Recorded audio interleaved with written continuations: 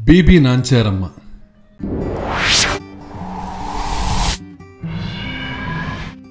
సంవత్సరాల నుంచి నా మెదడులో ఎప్పుడూ కూడా ఒక ప్రశ్న ఉండేది. అసలు బీబీ నాంచారమ్మ ఎవరని చాలామందిని అడిగాను. దానికి సంబంధించి ఎవరు ఖచ్చితమైన సమాచారం ఇవ్వలేదు. బీబీ నాంచారమ్మ, నాచియార్ అనే తమిళ పదం నుంచి నాంచారమ్మ అన్న పేరు వచ్చిందని చెబుతారు. అంటే భక్తురాలు అని అర్థమట. ఇక బీబీ అంటే భార్య అని అర్థం. బీబీ నాంచారమ్మ గాథ ఈనాటిది కాదు. కనీసం 700 సంవత్సరాల నుంచి ఈమె కథ జనపదంలో నిలిచి ఉంది. పురాతన కథ ప్రకారం బీబీ నాంచారమ్మ మాలిక్ కాఫిర్ అనే సేనాని కుమార్తె. ఆమె అసలు పేరు సురతాని. స్వతహాగా హిందువైన మాలిక్ కాఫిర్ అలావుద్దీన్ ఖిల్జీకి సేనానిగా మారి తాను కూడా ముస్లిం మతాన్ని స్వీకరించాడు. తన రాజ్యాన్ని విస్తరించే బాధ్యతను ఖిల్జీ మాలిక్ కాఫిర్ మీద ఉంచాడు. దాంతో మాలిక్ కాఫిర్ దక్షిణ భారతదేశం మీదకి విరుచుకుపడ్డాడు. తమ దండయాత్రలో భాగంగా మాలిక్ శ్రీరంగాన్ని చేరుకున్నాడు. అతను శ్రీరంగం చేరుకునేసరికి రంగనాథుని ఆలయం భక్తులు సమర్పించిన కానుకలతో దగదగలాడిపోతోంది. పంచలోహాలతో రూపొందించిన ఆలయ ఉత్సవమూర్తిని చూసిన కాఫిర్ కళ్ళు చెదిరిపోయాయి. అలాంటి విగ్రహాలను కరిగిస్తే ఎంతో ధనం వస్తుంది కదా అని అనుకున్నాడు.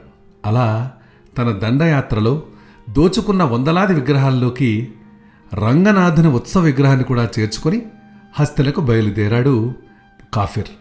హస్తినకు చేరుకున్న తర్వాత తాను దోచుకున్న సొత్తుని తన కుటుంబం ముందర గొప్పగా ప్రదర్శించాడు.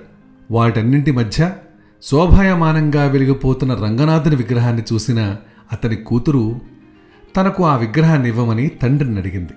ఆ విగ్రహం తన చేతికి అందిందే తడవుగా దాన్ని తన తోడుగా భావించసాగింది.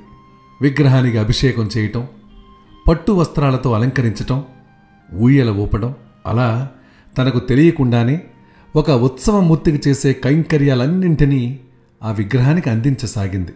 ఆ విగ్రహంతో రోజు గడుస్తున్న కొద్దీ దానిమీదే సురతాని మనసు లగ్నం కాసాగింది. మరోపక్క రంగనాథుని ఉత్సవమూర్తి లేని శ్రీరంగం వెలవలబోయింది. దండయాత్రలో చనిపోయిన కుటుంబాలు ఎంతగా బాధపడ్డాయో రంగనాథుని విగ్రహం కోల్పోయిన భక్తులు పూజారులు అంతే బాధలో మునిగిపోయారు.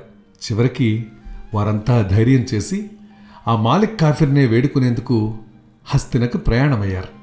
రంగనాథుని ఉత్సవమూర్తిని వెతుక్కుంటూ తన ఆస్థానాన్ని చేరుకున్న అర్చకులు భక్తుల విన్నపాలు చూసి మాలిక్ కాఫిర్ మనసు కరిగిపోయింది. వారు ఆ విగ్రహాన్ని తిరిగి తీసుకెళ్లేందుకు సంతోషంగా అంగీకరించాడు. అయితే ఆపాటికే రంగనాథుని మీద మనసు పడిన సురతాని మాత్రం విగ్రహం ఇవ్వడానికి ఏమాత్రం ఇష్టపడలేదు.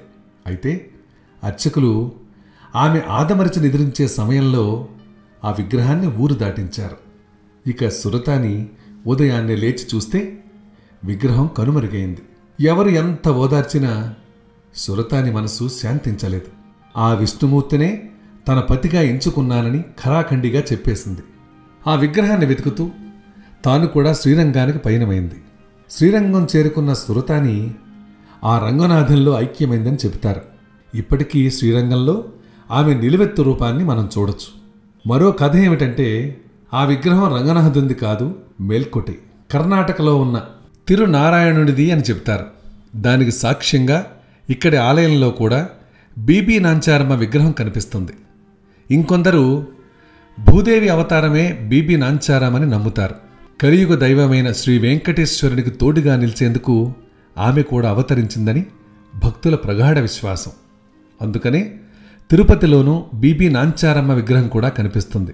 ఏది ఏమైనా ఆమె ముసల్మాన్ స్త్రీ అన్న విషయంలో మాత్రం ఎలాంటి వివాదమూ లేదు. ఎందుకంటే తుడుక్క నాచియార్ అంటే తమిళంలో తురష్క భక్తురాలు అని అర్థం. బీబీ నాంచారమ్మను చాలామంది ముసల్మానులు సైతం వెంకటేశ్వరునికి సతిగా భావిస్తారు.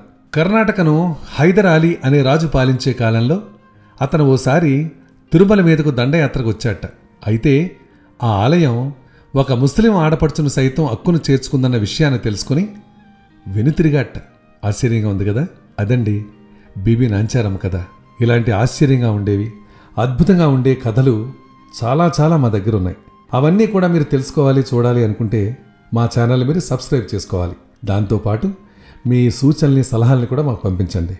పంపిస్తారు కదా?